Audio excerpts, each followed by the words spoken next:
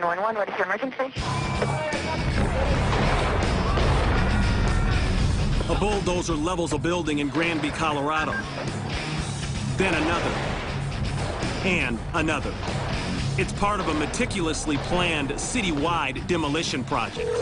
And what like the bulldozer went crazy. But this plan wasn't put together by city engineers or construction workers.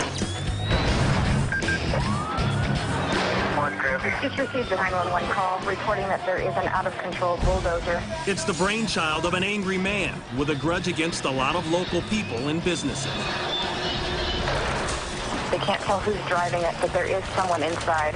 The man inside this armor-plated bulldozer is Marvin Heemeyer. As horrified townspeople run for their lives, Heemeyer wrecks buildings and vehicles one after another. So we do have a dozer that's completely armored and is carrying down buildings.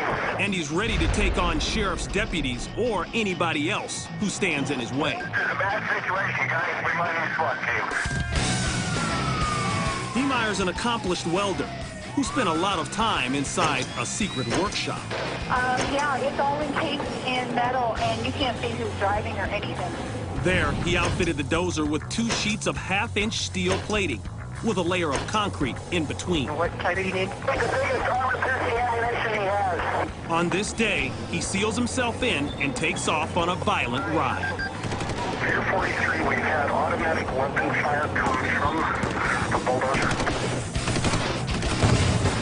Inside his cockpit, 2 assault rifles, lots of ammo, and video monitors to help him see where he's going.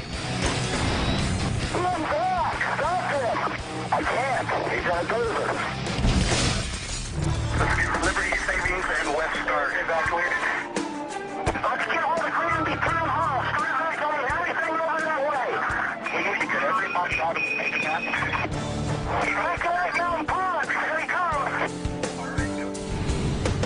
A bank, a hardware store, a concrete factory, even the town hall, and especially the police department.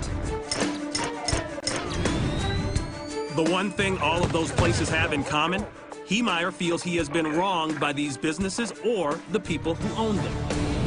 He even exacts revenge on the home of the town's former mayor. He does have armor-piercing weaponry. Deputies and SWAT teams try everything. But even armor-piercing bullets can't penetrate Marvin Heemeyer's homemade metal and concrete shield. If you want to try to box him in. At one point, a heavy equipment operator decides to put a stop to the carnage. He climbs behind the wheel of his front-end loader and gets set to take on the armored bulldozer. But quickly, the operator finds himself in an industrial-sized game of chicken. Heemeyer speeds ahead, aiming directly for the blockage. Realizing his intentions, the loader attempts to flee, but the armored dozer gives chase. Ramming the tractor off its path, it steams ahead to its next target. Authorities seize the narrow opportunity, using the front loader truck to block the dozer in. The civilian operator hurries to safety. Forced to continue ahead, Heemeyer pushes his creation to the limit. The bulldozer grinds to a halt under the rubble of a steel building. Its engine has called it quits. As authorities try to get into the cab of his homemade tank, Marvin Heemeyer takes his own life.